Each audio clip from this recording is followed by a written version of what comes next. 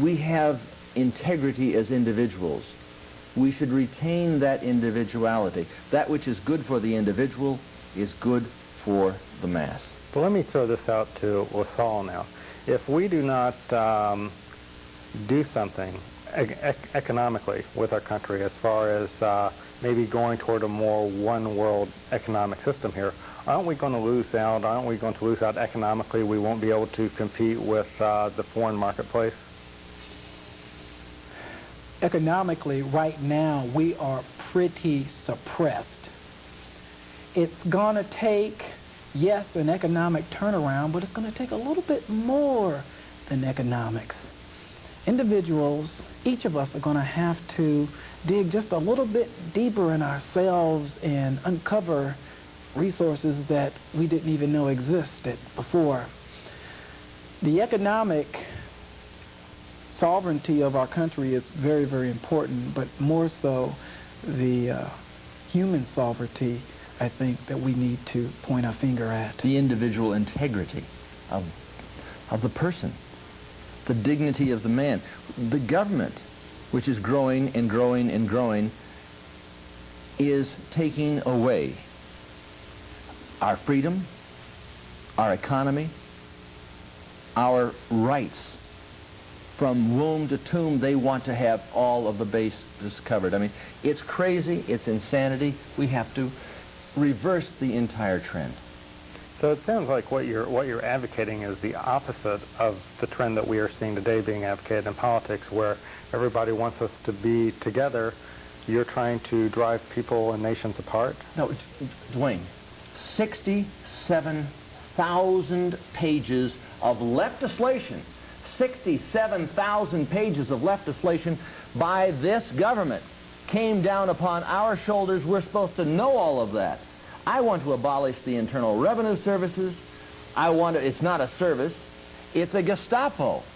I want to abolish the Federal Reserve. Why can't the United States government print a United States dollar, even if it's fiat? Why must it be borrowed into circulation at point of origin? They print that stuff for less than a penny a note. They can put on a 5, a 10, a 20, a 50, a 100, a 500. Doesn't make any difference. It's a debt.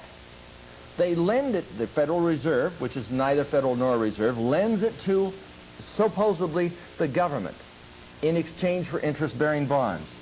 They get the bonds, they get the interest, we get the shaft.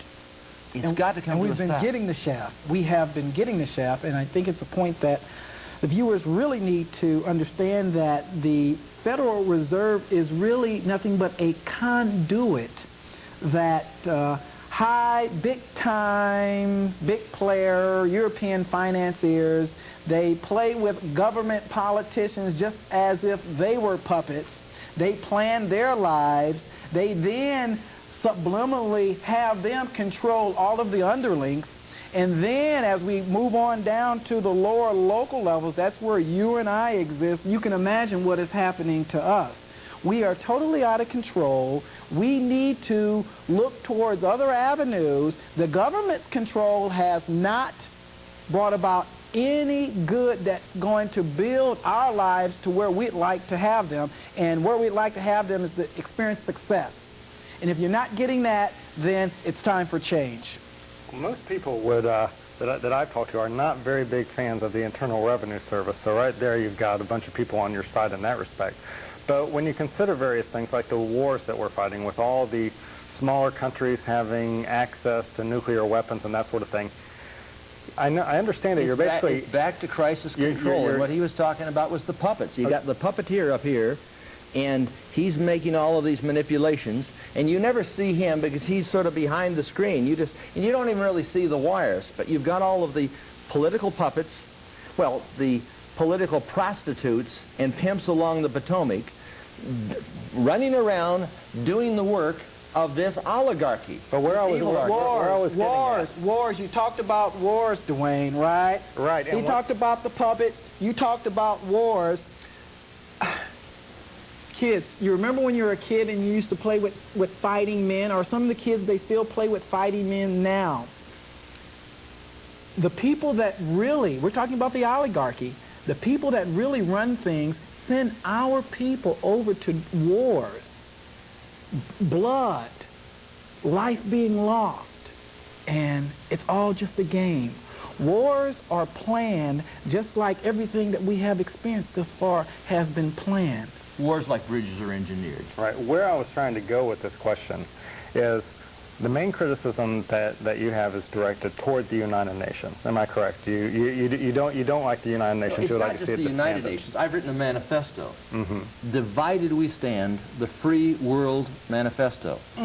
When we have a United Nations, when we have all of our individual differences dissolve and get into this pot, this one government would become so terrifying that they could tell us what to do, what time to get up. We will have a number on the back of our hands or in the forehead, as biblically predicted, or we will simply be numbers. And Carol Quigley, the mentor of this guy on the front cover here of Time, what is his name? Slick Willie. You say you want a revolution, but are we willing to pay the price? He's talking about the price in money, in freedom, in integrity, in rights, having those wash away. Carol Quigley was the author of Tragedy and Hope. And we will have no hope, and it will all be tragedy. He's talking about us becoming numbers, simply pawns in the game of international chess. Yeah, worse we than don't being want to do branded like cattle is what it really But is. isn't it We don't want a necessary to revolution, have we an want a organization? revelation. Isn't it necessary to have an organization, though, like the United Nations, in order to keep peace between all these countries that do have access to nuclear weapons? Don't we need some type There of has been more wars since the organization. creation of the United Nations than all of the wars. More wars since the creation of the United Nations than in the history of mankind from the beginning to 1945. Alger Hiss, the first Secretary General of the United Nations Organizational Conference in 1945 in San Francisco. Who is he? A communist spy. That's the man who put this United Nations Charter together with members of the Council on Foreign Relations. There have been more wars because we have more countries now than when the United Nations started. We have more countries, which is what you want. You want to have more countries.